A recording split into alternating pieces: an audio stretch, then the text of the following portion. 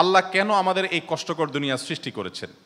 তিনি তো সব জানেন, আগে থেকেই জানতেন এই দুনিয়া কঠিন আর অধিকাংশ মানুষ জাহান্নামে যাবে, অধিকাংশ তাকে বিশ্বাস করবে না, অধিকাংশ পাপ করবে। তা জেনেও আল্লাহ কেন বানাইলেন?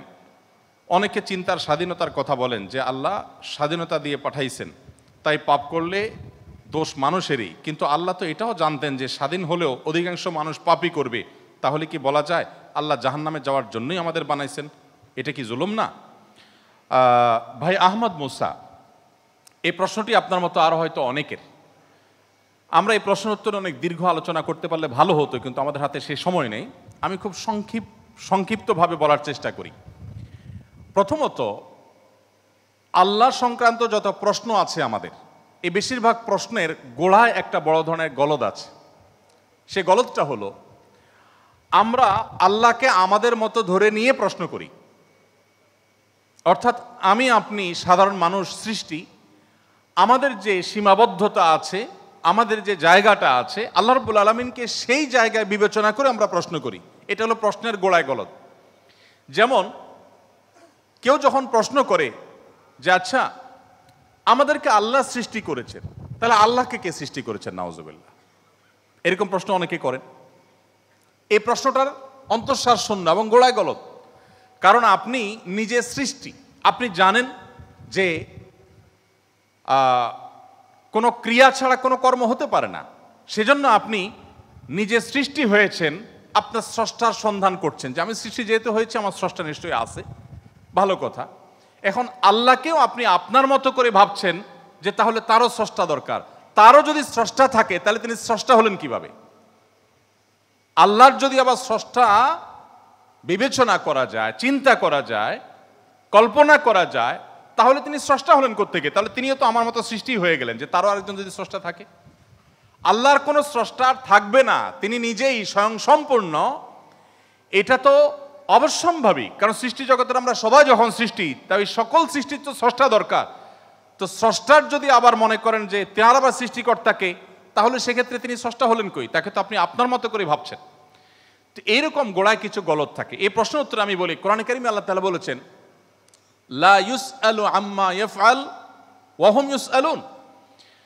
মহান আল্লাহ তাআলা তার নিজের সত্তা সম্পর্কে বলছেন, তিনি যা কিছু করেন তার এই সমস্ত কাজের জন্য কারোর কাছে তিনি জবাবদিহি করতে বাধ্য নন। কারণ তিনি তো মহান সৃষ্টিকর্তা, তার তো কোনো স্রষ্টা নেই, তার উপরে কেউ নেই, তিনি কার কাছে জবাবদিহি করবেন?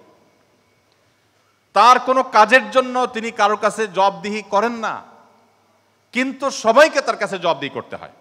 এখন আপনি যদি আল্লাহর কাছে কোনো বিষয়ে প্রশ্ন রাখেন, আল্লাহর ব্যাপারে আপনার যদি প্রশ্ন জাগে, তাহলে তার মানে আপনি আল্লাহকে জবাবদিহিতার আওতায় আনতে চাচ্ছেন। মহান সৃষ্টিকর্তা যিনি সকল কিছুর সৃষ্টিকর্তা, তাকেও যদি আপনি জবাবদিহিতার আওতায় আনতে চান, তাহলে তিনি মহান সৃষ্টিকর্তা হলেন কিভাবে সম্ভব? এবার আসা যাক, প্রশ্নে আপনি লিখেছেন যে বেশিরভাগ মানুষ জাহান্নামে যাবে আল্লাহ জানেন, তাহলে আর দরকার ছিল কি তৈরি করা? এখন এখানে রুটিন দায়িত্বপ্রাপ্ত উপাচার্য মহোদয় আছেন। যদি বলা হয় কোনো শিক্ষা প্রতিষ্ঠানের প্রধানকে যে স্যার আপনি জানতেন আমরা বেশিরভাগ ছাত্র পরীক্ষা ভালো করব না, আমরা আন্দোলন সংগ্রাম নিয়ে ব্যস্ত ছিলাম, পরীক্ষাটা ভালো হবে না, আপনি জানতেন স্যার, তারপর আপনি পরীক্ষাটা কেন দিলেন বলেন? কোন কথার উপরে ঠিক? পরীক্ষা দেওয়া হয়েছে কেন এই জন্য?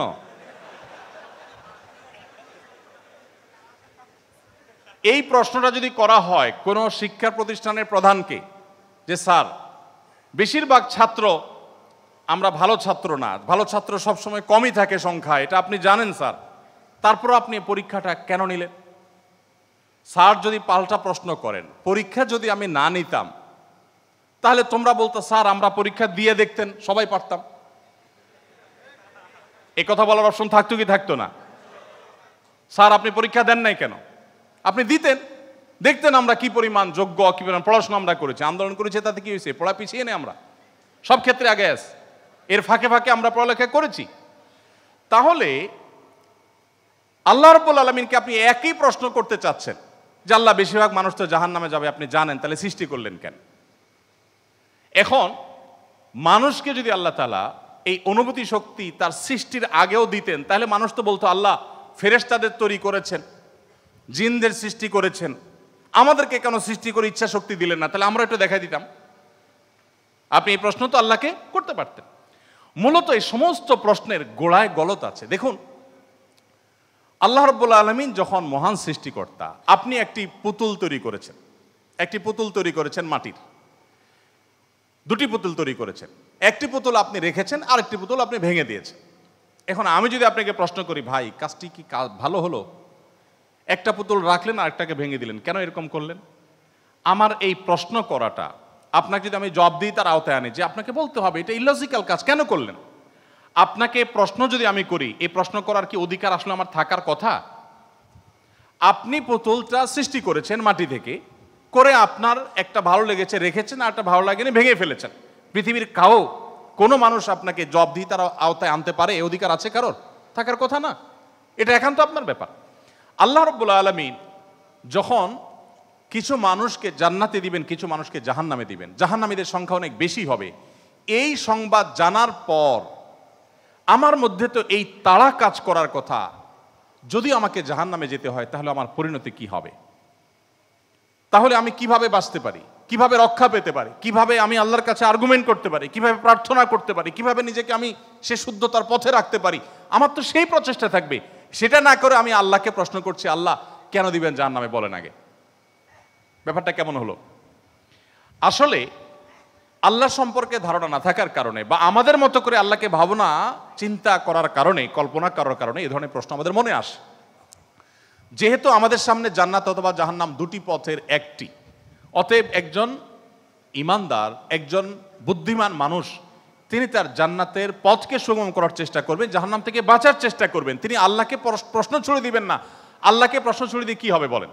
আমি আরেকটা উদাহরণ দেই। ধরুন, আপনি একজন মানুষ, আপনাকে বলেছে দরখাস্ত দিতে, তুমি আমার কাছে দরখাস্ত দাও। আপনি আপনার এলাকার জনপ্রতিনিধির কাছে কোনো একটা কাজ নিয়ে গিয়েছেন, এবং সাথে দরখাস্ত তো নিয়েছেন, সাথে সুপারিশ নিয়ে গেছেন, হাই হ্যালো নিয়ে গেছেন, কাউকে দিয়ে ফোন করিয়েছেন, নানাভাবে আপনি চেষ্টা করে আপনি গিয়েছেন।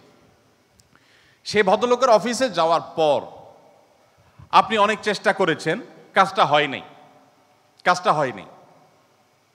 এখন আপনি কিন্তু জানতেন যে আমি দরখাস্ত লেখার নিয়ম আছে, সেই হিসাবে লিখেছি, আবার সুপারিশও করেছি, কিন্তু আসলে হবে সেটাই যেটা তিনি চাইবেন, তার এখতিয়ার আছে এটা পাশ করা বা না করা।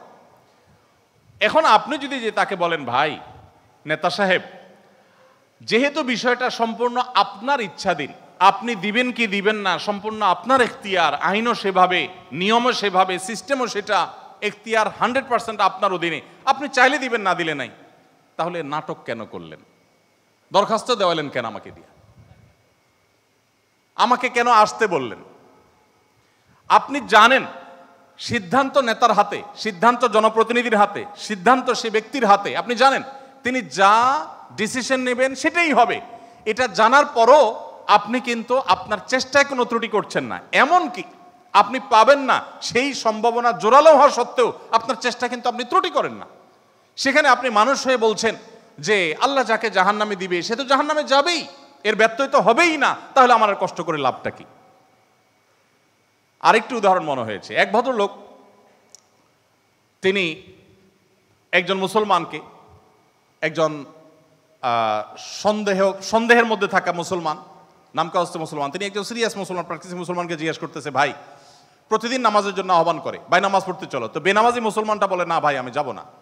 তো একদিন বলতেছে, আচ্ছা শুনেন, আল্লাহর ইচ্ছার বাইরে তো কিছু হয় না, আমি আসলে নামাজে যাই, এটা আল্লাহ চাচ্ছেন না, এই জন্য আমি যাই না।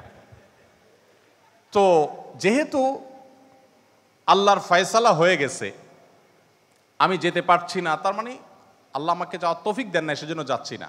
তাহলে আপনার অযথা চেষ্টা করে লাভ নাই, কেন আমাকে প্রতিদিন ডাকেন, কোনো দরকার নেই। তো এই ভদ্রলোক তিনি যখন বলেছেন যে আল্লাহ চাইলে তো আমি নামাজ এমনিই পড়তে যাব, আল্লাহ যখন আমার জন্য নামাজের ফয়সালা করবেন, আপনি ডাকা ছাড়াই আমি যাব, আর না করলে তো আমি যাব না, তাহলে আপনি অযথা কেন চেষ্টা করছেন?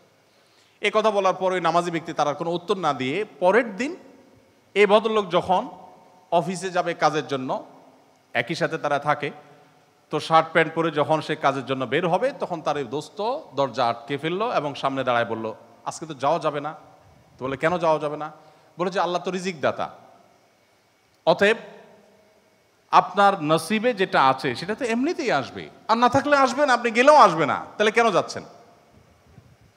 রিজিকের ব্যাপারে আপনি নামধারী মুসলমান হিসাবে, নামসর্বস্ব মুসলমান হিসাবে আপনি বিশ্বাস করেন যে রিজিকে যা আমার বরাদ্দে আছে সেটা আসবেই, কিন্তু আমার চেষ্টা আমাকে করতে হবে। ওই যে ডিসিশন নেতার হাতে, কিন্তু আমাকে দরখাস্ত দিতে হবে, আমাকে অ্যাপ্রোচ করতে হবে, আমাকে চেষ্টা করতে হবে। আমার এই চেষ্টা করাটা হলো আমার দায়িত্ব। দিবেন কি দিবেন না 100% তার ইখতিয়ারে, আমি জানি।